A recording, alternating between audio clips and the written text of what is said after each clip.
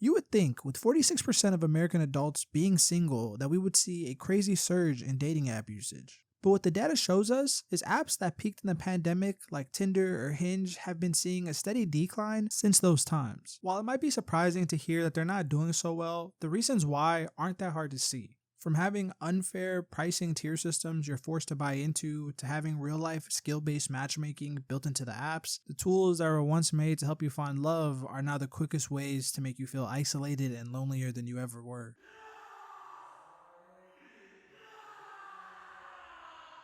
Welcome back to the channel. Tune in or ghost out. This is your first time by the channel, you made it this far, drop a subscription, let's get right into it. I kind of knew that dating apps were on a downward trend when people were making their Instagrams like their dating profiles. The two were never that different from the start, but I've seen just a higher increase in people going into the DMs or trying to flirt through Instagram comments. Usually people that would thirst in the comments would be on the dating app looking for hookups, since that's the easy way to get them. But at some point, the monetization of the dating apps got to a point where even the freakiest of freaks couldn't afford it anymore. Doesn't matter how many times you swipe or how many daily limits you reach, you'll never really find the person you're looking for until you start spending money. All these apps have multiple different packages you can go with, some starting with a plus, some starting with platinum. In the end, they just give you more swipes and features that are blocked away from you. It can range anywhere from $5 for extra likes or up to $100 for secret features they block away in the app. It makes a dating scene already controlled by money even more annoying to deal with. As a free user on these apps, you're hit with ridiculous daily limits, repeated ads begging you to buy their product, and an algorithm that is bullying you because you're smart with your money. If you broke, just say that. If you broke, just literally say that. But if you decide to give in to these predatory monetization practices, then you'll be left like a mother whose child has maxed out her credit card on VBucks. How quickly buying a Tinder boost turns into paying for a monthly subscription is kind of terrifying, and this shows that even with declining user numbers, profits are still at an all-time high for these companies. These companies that were once based on love have turned into casinos that let you gamble your heart away for a fee, that is. If having to pay to play wasn't a deterring factor for you, then there's another huge problem with these apps. Great. Now it's officially a sausage fest. The user base tend to be 75% men versus 25 or less % women. Once you factor in all the AI chatbots and WhatsApp or Snapchat scammers, the numbers start to look even more bleak. It's no surprise that drastically more men are on these apps than women, but a 75-25% split kind of makes you think twice. Another way to think about it is that 3 out of 4 people on the app are gonna be men, leaving those men having to fight over the small pool of women until they exhaust all their matches or switch to a different app and repeat the process. And with there already being issues in dating in terms of competitiveness, this makes it no better. Instead of being your genuine self, you're forced to put on a mask to attract more matches, oftentimes getting you labeled a performative man. What are those? Oh, these are Labubus. What is it? They're for Labubus. Aren't those for kids? No, they're for anybody, bro. Whoever wants to just buy them, you know?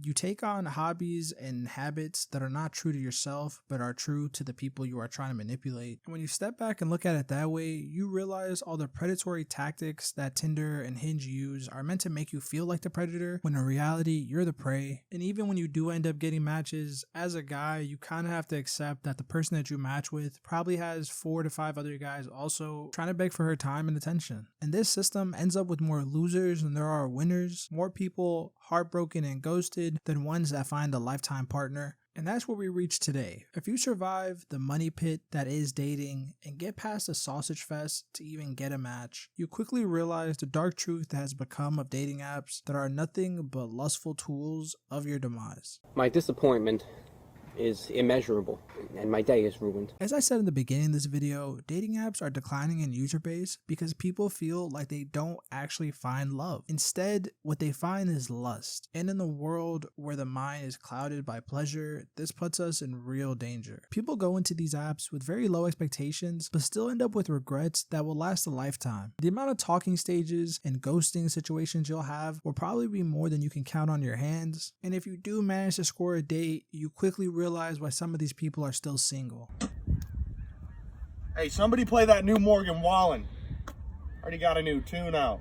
As a single person myself, I'm not throwing shots, but a lot of the times people would rather jump back into the dating pool versus taking a few months away to work on themselves. This repeated habit from the swipe to the hookup trains your brain to view people with time restraints. Instead of looking for a partner that'd be good in the long term, you're met with a lot of short-term fun that delays your love life and stops you from making any meaningful connections, which either crushes your expectations in the dating world or makes you reevaluate them completely, putting you in situations that you usually wouldn't be comfortable with, but since you've been through so many failed situationships you're willing to consider, it makes you desperate for connection in ways that you never knew. It's one thing to be alone, but to put yourself out there and get rejected over and over does something to your ego. While being cocky can be dangerous, having self-respect and self-confidence is a necessity. And these apps try their best to chip away at that until you're turned into a pay pig, or at the very least, okay with accepting lies. When you go on these apps, you know everyone's not being as truthful as they say. Whether they're lying about their height or their weight, you're just wondering how many lies before you get to some truths. A lot of times, we consider some of the lies harmless, but what happens when people on these apps truly lie about who they are? While these apps do verify identity, it's not a necessity, meaning you can have an account even if you're not verified, you just won't have a check on your name. Most users will stray away from someone who's not verified, but for a lot of people, it's not the end all be all. Both men and women on the app are victims of catfishing, stalking,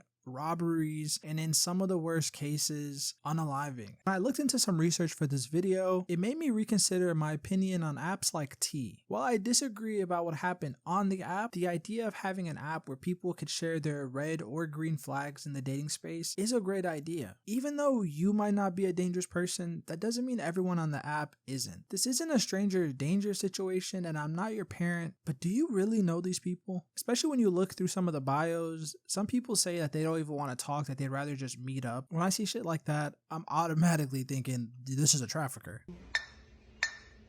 Come out and play.